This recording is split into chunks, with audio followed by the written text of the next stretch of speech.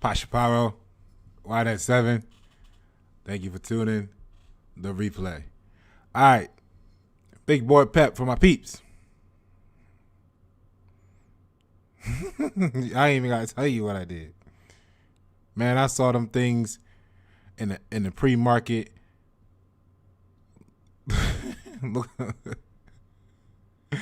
looking like that pebble that you kick off the side of the cliff and you just watch it fall. When you drop pennies off the top of the building till you couldn't see them no more. Nah, seriously though. It was everybody I talked to was having a red day today. So, but like I said, early on, sold everything, got out.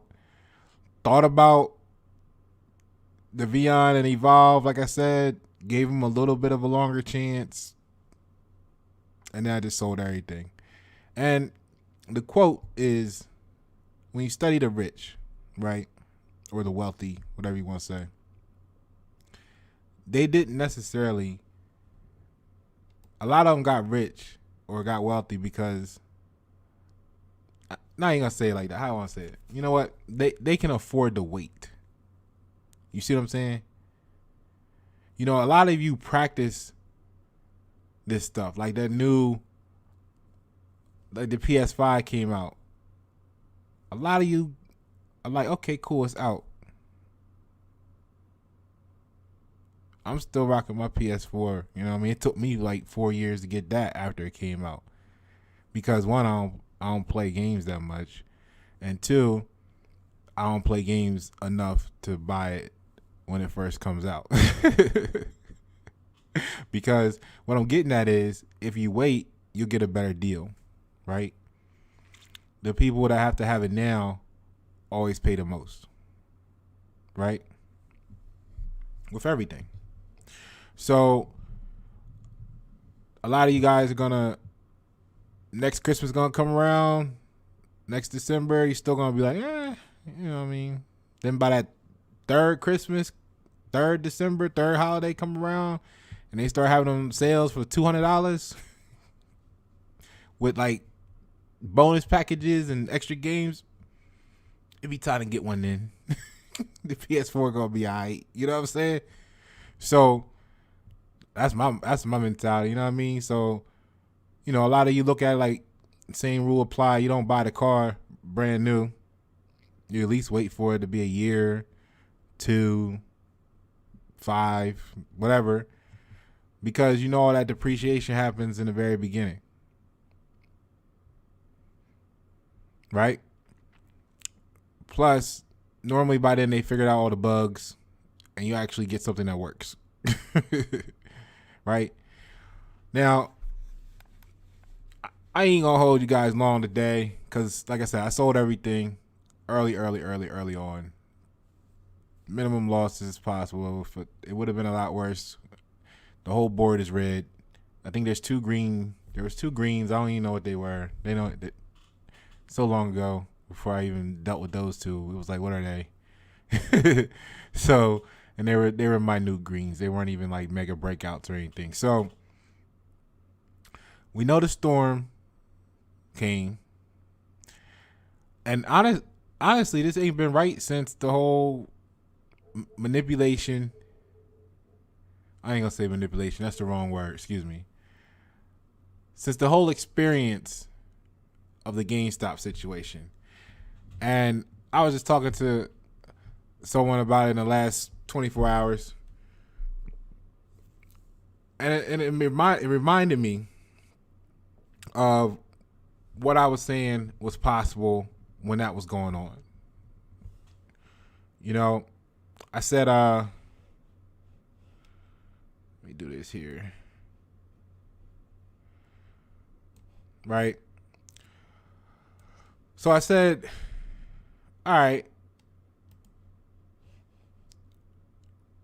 the whole context of everything, David versus Goliath, big versus little, all this stuff. I said, man, this sounds too much like a psych op. You know what I'm saying?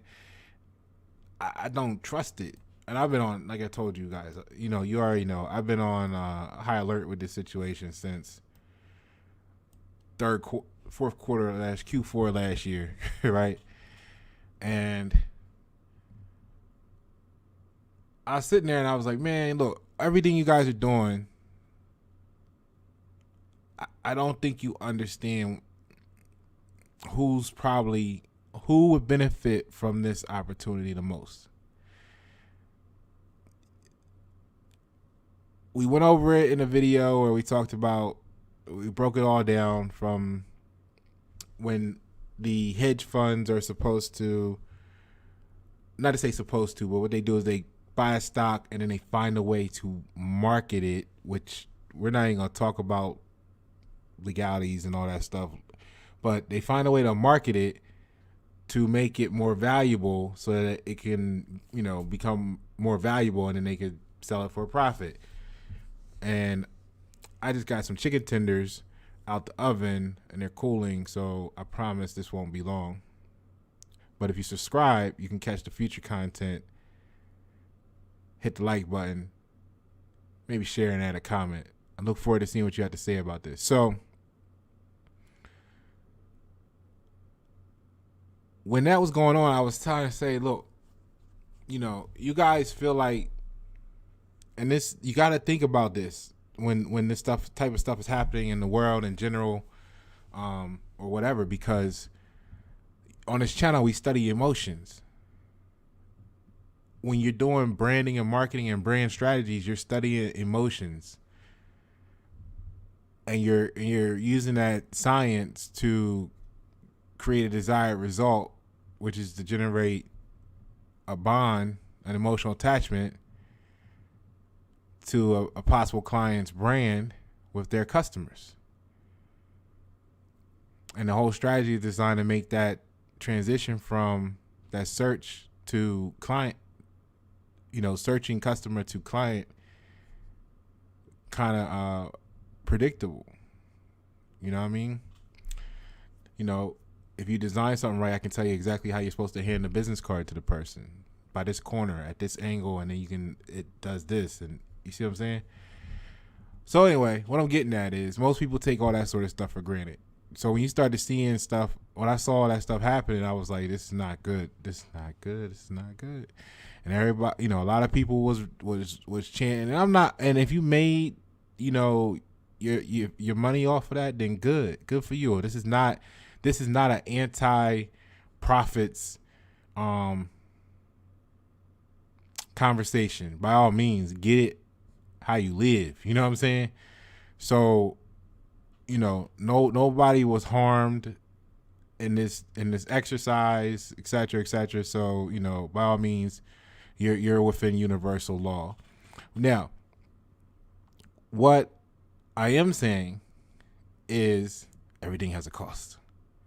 So my thing was, at the time, I was like, man, look, if you really are on this attack, so to speak, because it was such a clear setup to me, it's probably why I didn't get involved, because I didn't know when they were going to pull the rug out or what the long-term ramifications were.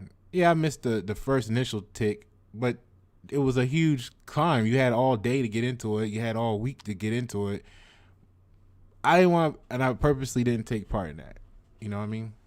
Now, here's what I'm getting at. And like I said, it has nothing to do. If you got your profit, I'm good for you. Good for you. If you shorted it and got money on the way down, good for you. If you made money, then you did what you were supposed to do. Okay?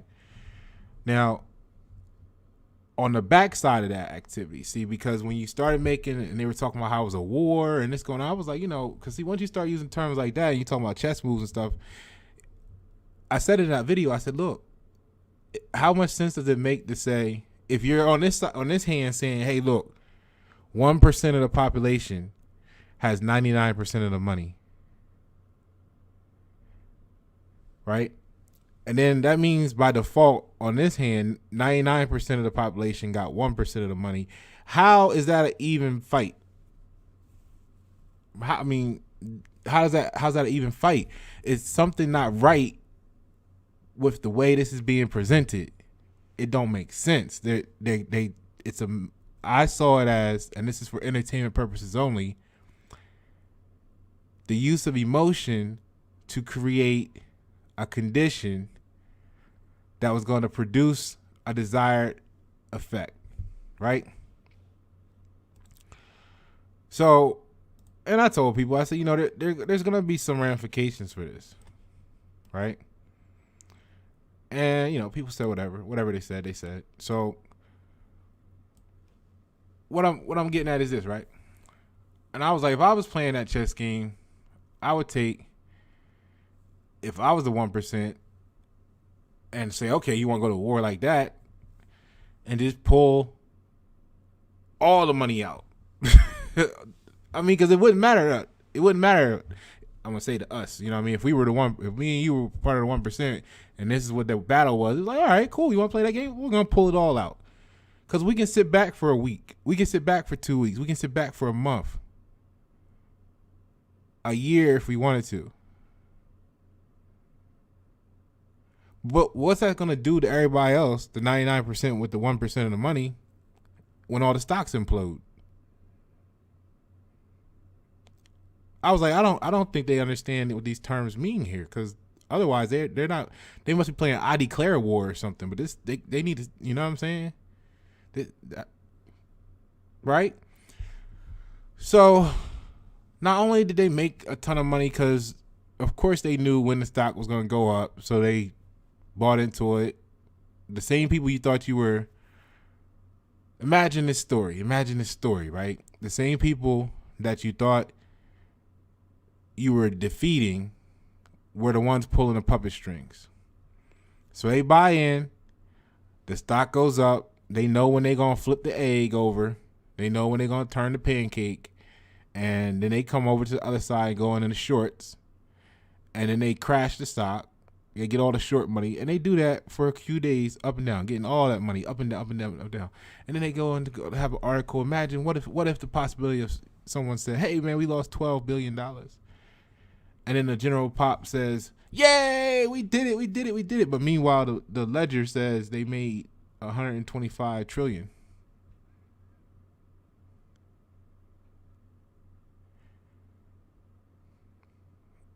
Because they used your emotions as a weapon against you. But that was just the icing on the cake. See, here's what stuff like this is what they really been after, right? White House says stock trading tax is worth studying after GameStop frenzy. Because now, guess what? The people are going to demand answers as to why they stopped the trading and to why this happened and how could that be going on and who allowed this to happen. Why now everybody got that blame because, the emotion of grief. If you go to our emotional section and watch that video on grief, you'll learn that blame originates when somebody's vibrating in an emotional level of grief. So now all the grieving folks, whether they lost money, didn't get in, and they're bitter about it or whatever it is for them, like, I'm happy for y'all. I'm good. I'm glad you good. Like I said it when it was going on. You know what I mean? I'm glad. I always like to see this stuff happen because it means that it's happening and there's an opportunity and there will be another one. If it never happened, then it would be like a pipe dream. Then it would be like, how many people know someone that hit the lottery? Like for the Powerball, you know what I'm saying? Like you always see it on TV, but who knows those people? Anyway, you get what I'm saying. So I get excited, and I want to go crunch numbers and find the stock that's going to do it for me. You know what I mean? Because that's the stock that did it for them. I'm happy. I find joy in their success. But anyway, the emotion of grief is where blame comes from. So now you got all these people blaming everything, everybody for every little thing. And guess what that does? Now they got to solve problems. Problems that would never have existed if this never have occurred, right? Quote unquote. Oh, well, we're going to need to have a tax, an additional tax. From the taxes, you're already going to get taxed on taxation and taxed on. And you know what? This is just the tip of the iceberg, I'm sure. Now, when we look at this, this article here from CNN, right? Yesterday. This is really what made me say, Okay, because see what happened was like late last night, I saw this article had come out, but I saw this one here that I took the picture of. Like I screenshotted this, right? And I saw this article. So it was like, I don't know, whatever time it was. Or maybe it was like, it wasn't last night. Maybe it was like, I don't know, 3 a.m. today or something. But it was like overnight. But it wasn't technically yesterday. It was technically today. All right. So, or whatever. Maybe it was yesterday. I get fuzzy. I'm so busy doing all this shit right now. All of it's bleeding together. So anyway, I saw this article. I screenshotted it. It was sometime between the time I did the video yesterday and the AM today. That's when I saw it. So I sat there and I thought about it. It was already after the aftermarket close. And I was like, you know what, this is not good. This is not gonna be good at all. This is not gonna be good at all. So all of those plans that even at that point in time, I was like, yeah, I almost sold everything yesterday. But even at that point in time where I was like, yeah, I'm going to give this till this time and see what happens here, man, all that, right? Because this is not going to be good. This is not going to be good at all. There's not going to be a good response from this. Like, this is not going to come out today as an article and then there'll be a rally in the green. So anyway, I shared the image as many places as I could, and I sold everything. But this is why. Because now what I want to do is I want to sit back and see what happens with this. Because it's been one thing after another. And like I told you guys in November, I was expecting it to happen sometime between then and April. And, it's the end of February. So we're kind of right around the time that, So I would rather sit back and see what's going to occur until I feel good about it again. And that's not to say that you don't have your little hop in and out, real quick, bang, bang. Like, I might take a day off next week and actually just sit back and do some days, some quick trades, bang, bang. And, but I don't really trust it right now for anything, going. And this is the thing about being agile. We had a good run while we were in there. You know what I mean? We hit, tens of, we did pretty good. We lost a little bit since last Monday. But when you look at what we're up, it's not that it's insignificant, but it really doesn't matter. So we're still like hugely up. I'm not concerned about it. What I am concerned about is go ahead and position yourself to take advantage for the future, right? And for me, what that is getting out of everything and just observing. Observation is knowledge. So let's take a look at this article real quick and see what we can observe in it, if anything. So, White House says stock trading tax is worth studying after GameStop frenzy. So the White House supports studying the merits of a financial transaction tax, a move forwarded or favored by progressives and despised by Wall Street in the wake of the GameStop trading frenzy. So see, this is already splitting the sea. It's already creating sides. And in reality, this is what they probably want to do regardless. You know what I mean? And they want you to talk about it, be on a side, spread it on. And then by the time it happens, you be so talked out about it, you just be like, well, there you go. Right? In an opinion. So the GameStop situation highlights the serious issues of investor protection. See, this is where it gets funny. You know what I mean? Investor protection. That's like,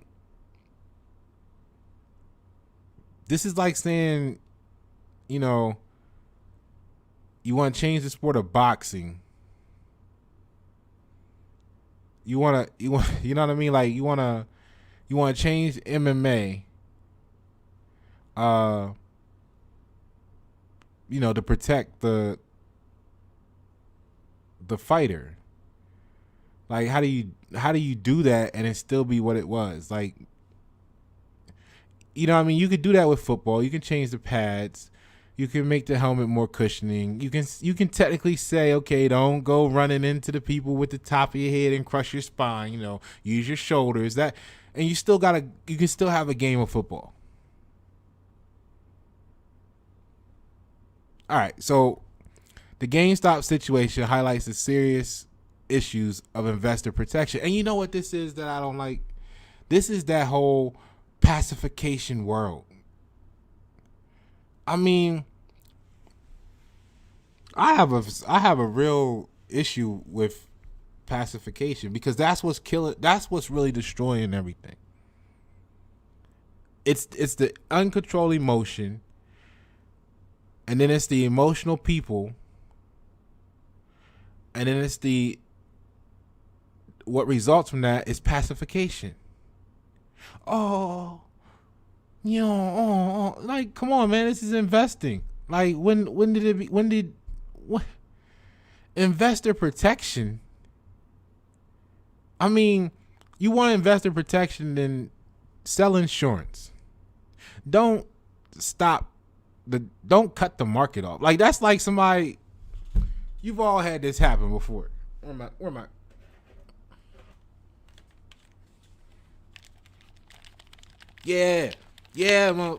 I'm going up 65 points on you. Yeah. Yo, you cut the game off? You cut the game off? Because I was up 65? You cut the game.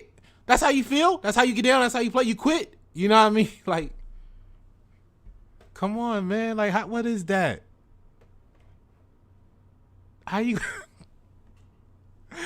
going to cut the game off or quit online to the stock market, though? Like, come on, man. Like, y'all don't went that far with this shit. All right, so look. Excuse me, we didn't even get past the first line. All right, and market integrity. What is market integrity? It's supposed to be volatile. That's how you make the money. Now you want to just make it like stand still. That's like saying, okay, you're going to go to the beach. And from now on, we're going to make sure the water has no waves. Right? We just want it to be flat. Because little so-and-so, got caught in a wave and hit their head on a person's knee in the undertow. They was okay though. They gonna survive. But we want to make sure this don't happen again. So we gonna make sure there's no waves at the beach. Like what are we going to the beach for then? Part of the fun was jumping up in the wave and getting tossed around and all that stuff and getting halfway washed out to sea and coming up not knowing where you surfacing and you were way down there and now you over here and you got to swim back and you know what I mean? And then you always trying to, was that a crab I just stepped on? You try to make sure you don't step on something that's going to bite you. You know what I mean? That's part of the beach. What is market integrity? What is investor protection? I mean, like, we knew this when we signed up to go trade stocks. I don't know about you, but they taught us all this, and they didn't teach us finance, but they told us all stay away from the stock market. It's dangerous. Let the professionals do it, right? That's the one thing they told us, so we would never try to go there to begin with. Now we're all here, and they're like, we got to do something about this. How do we investor protection? We're gonna fix them. So a White House spokesperson told CNN Business on Sunday the potential impact of a financial transaction tax on GameStop-like trading. Now, this is where it gets really, if this all wasn't sketchy enough, now, what is a GameStop-like trading? I mean, are you saying anything that just increases in value? Or does it have to go up so many 100%? I mean, what is that exactly, right? Deserves additional study and can be part of a greater evaluation of such a tax for revenue. Oh, because y'all need,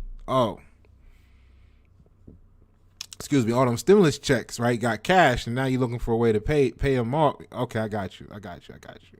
So y'all want some more revenue, so y'all hyped up the GameStop to stop the game. You know what I mean? That was the clue. And that was another thing. Like, I'm really big into wordplay and everything. So when I see GameStop at the center of attention, I was just like, something's over. Something is over.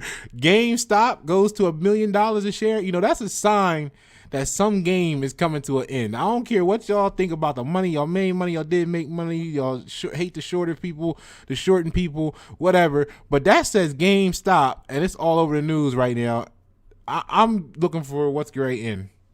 Like, that's what the world over. What's ending? Because that is not about the stock. That to me is telling me, you know, maybe I'm reading too much into signs. Maybe I'm too overanalyzing shit. That's a Virgo tendency. But when I see GameStop plastered everywhere and everybody talking about GameStop, to me, something's getting ready to end. And that's what, say what you want. But anyway, here we are at the end of free trading. Or on the cusp, right? So this is all for your entertainment purposes. By all means, you can call this a comedy sketch, whatever you want to call it. I'm not anti anything. I'm pro. Let's go get it, right? So deserves additional study and can be part of a greater evaluation, because basically what happens is, I got this saying, like, it's you bring stuff on yourself. You know what I'm saying? And, you know, the irony of the law of attraction with this, for me, from my perspective, is this all came about over shorting, which means it was about a focus on don't let the stocks go down. and then because we focused as a whole so much energy on the stock, fighting the stock going down, now they all going down.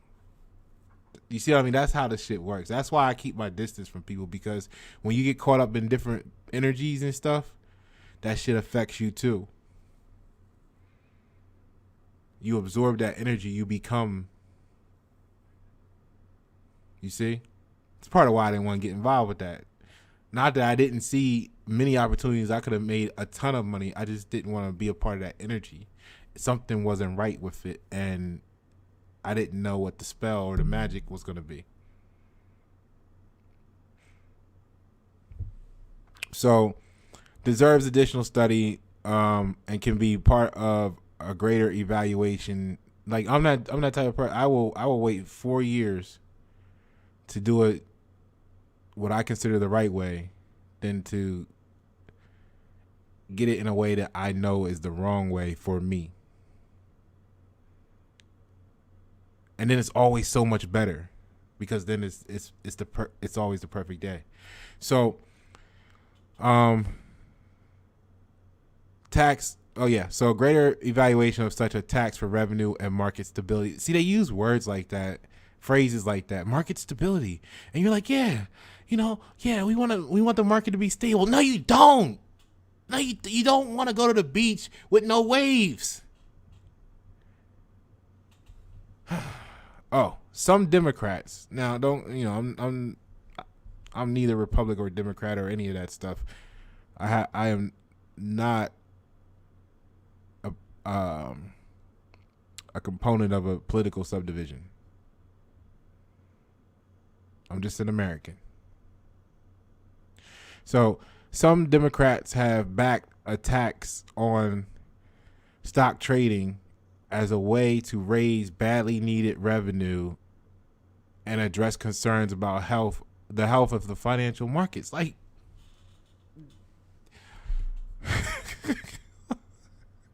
this, somebody somewhere is like, this sounds so good. This is such a great idea.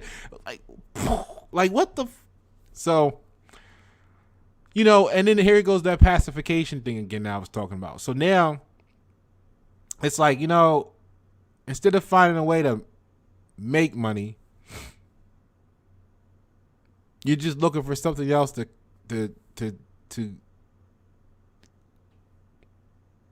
leech off of, right? Um, and that's just a descriptive. That's just the theatrics of the description of the terms. You know what I mean? Like, to really give you the metaphor. I mean, there's so many ways. There's so many ways. The government. I don't even get this. Like, what y'all call the government has budgets of trillions and trillions and trillions of dollars. I'm not saying start socialism or communism, but I mean, I'm just saying. You mean tell me you couldn't start no business? You didn't have, y'all guys don't got nothing to trade. You gotta come and take the stocks from the people, right? To raise revenue. Okay. But then you close that sentence with, and address concerns about the health of financial markets. To make it all, So on Thursday, House Financial Services Chairwoman Maxine Waters said she's very interested and certainly looking at a financial transaction tax. Anyway, then they go on talking about more of the article and all that good stuff. I mean, check it out at your leisure. I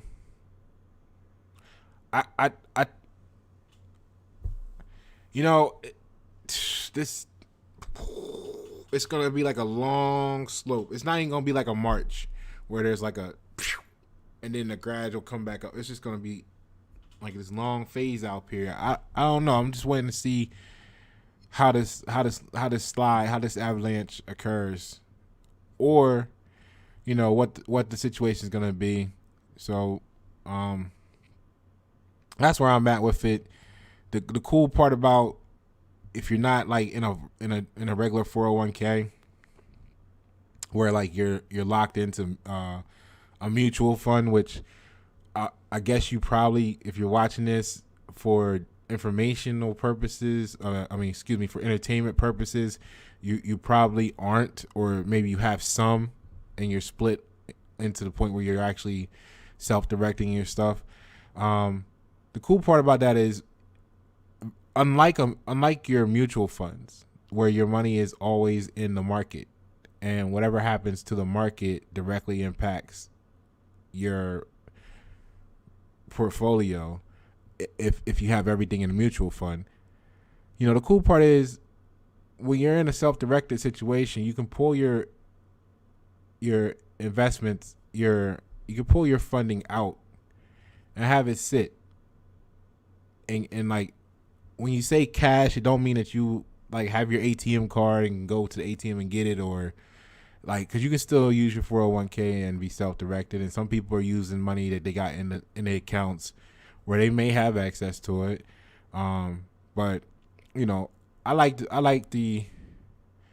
So basically, if you have it in cash in a 401k, it's still your 401k. But the beautiful thing is that it's not in the market, where if the market crashed tomorrow, I don't know who's going to be most entertained by this, but if the market crashes tomorrow and you're sitting in cash, it gives you a really good opportunity when you do find the rock bottom to buy back in and maximize that upswing.